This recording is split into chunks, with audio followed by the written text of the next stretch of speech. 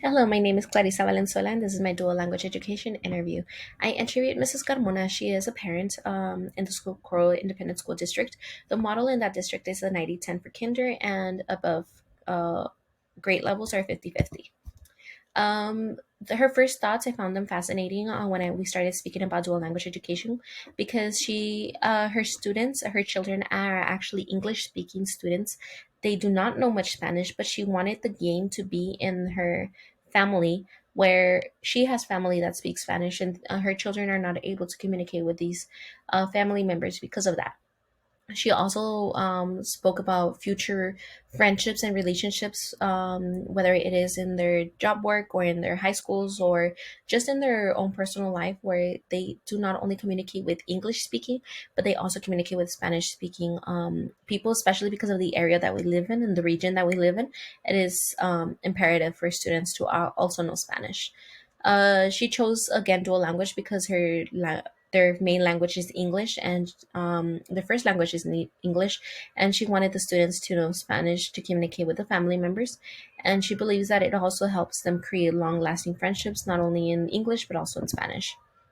When I spoke about what was the biggest challenge, it was more of the fact that the students had to get used to the language. They started off in kinder with an ID 10, and again, they did not know any Spanish whatsoever. So it was a very much of a shock to them to actually hear the Spanish and to be able to work in Spanish and do education in Spanish. So that was one of the most biggest challenges, but I believe that is one of the challenges that we all face, whether it is going into a 50-50 model or into just a 90-10. That is a very big challenge, and it is understandable for the kids to feel this way. But afterwards, she also mentions the fact that there is not much support onto the dual language program, where it is a stigma, or that it needs media coverage. It needs media coverage. She also mentioned an open house for the school with dual language education for them to actually show what it is and how it can actually benefit the students itself.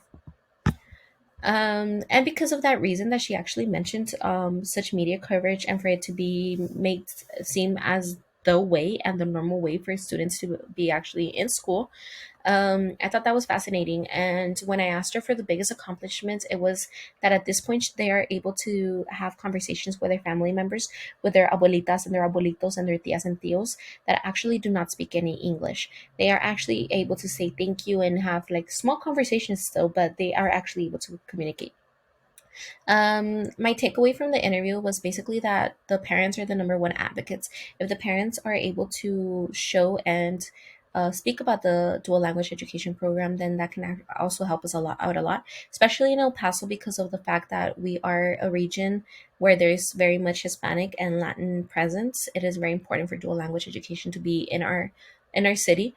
And we need to use all of the resources that are out there to fight for dual language education. There's so many resources out there that we need to go ahead and have maybe more social media coverage or more coverage whatsoever in the dual language. I also found it fascinating that this person is actually a teacher.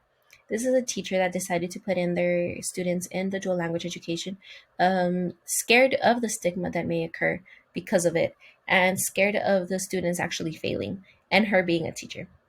So her being able to take that leap of faith was very interesting and something that made me feel like it was worth it. The work that we are doing in dual language education is worth it because she was even able to see it, and now she actually wants to switch over to the district and to work with these kids and being able to work with kids that are learning both English and Spanish. And I will start with my connecting dual language education. Thank you. Hello again, this is Clarissa Valenzuela, and this is my Connecting Dual Language Education. My overall thoughts of dual language education that I have learned in this semester was that dual language does not mean that it is created to learn the English language. It is more created to actually unify and help the world, and specifically here, our region, to be more connected to who we are and who is around us.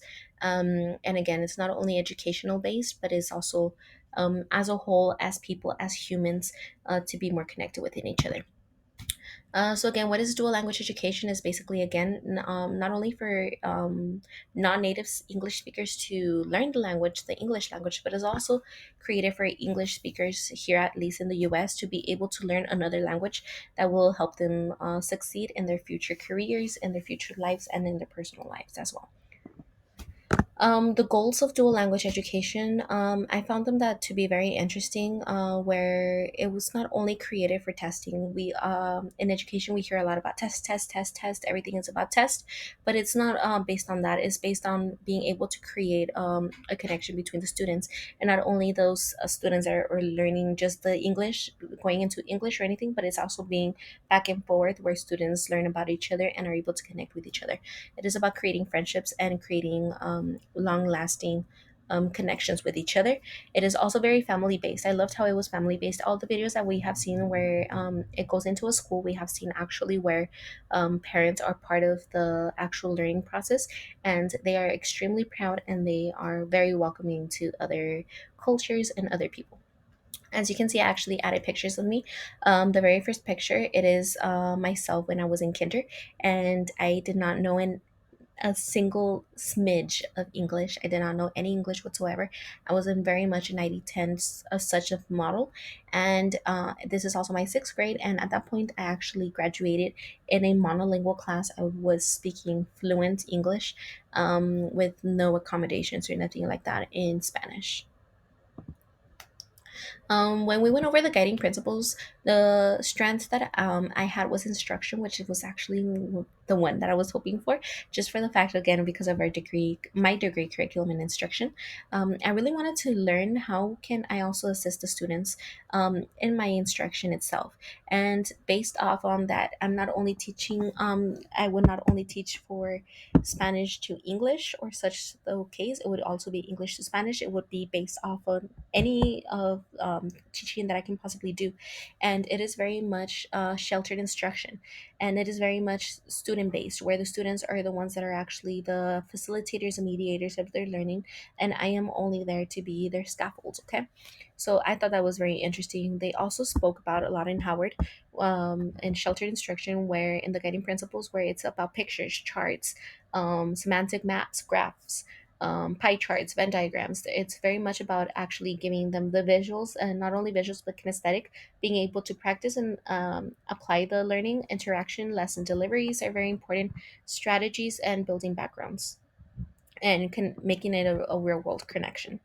When we did our research on Coral Way, I found it very interesting how it, again, it is very humane. It is not only for people to just learn because of educational purposes, but it's also very humane and caring, and very uplifting to hear about Coral Way, where it was created to assist Cuban refugees that were running from the communist uprising that was happening in Cuba again, and how actually teachers were assisted to be able to actually come into the country and get their certification and help with their certification, and to be able to teach these students that were coming in, these children that were fleeing, as well as the teachers were fleeing.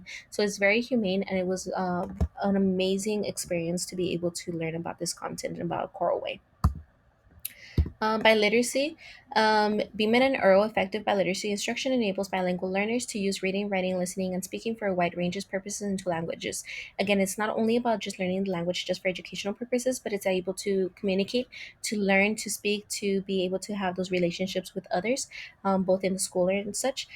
Seal of biliteracy was something that I learned in another classroom and another class, which I thought was amazing for the students to be able to have something in their diploma that shows that they are knowledgeable in another language.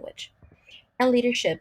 Proud ownership, support teachers, help the teachers being able to be the best that they can possibly be. And being able to have principal preparation programs is vital in order for the students to be able to work together, and for the parents and the leadership to be able to work together.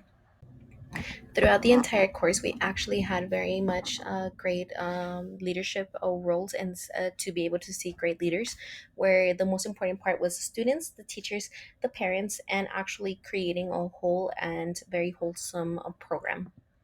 My final thoughts: understanding dual language education helps people see the great program it is. It is great for teaching, it is rewarding, it is a better relationship between the students, and it also helps the community as well. These are my references. And overall, I loved and enjoyed this class. It really showed me how teaching is not only test based, and it gave me um, the way to see that we don't have to only worry about tests, but it's also about the humane and about making connections and relationships between students. Thank you very much.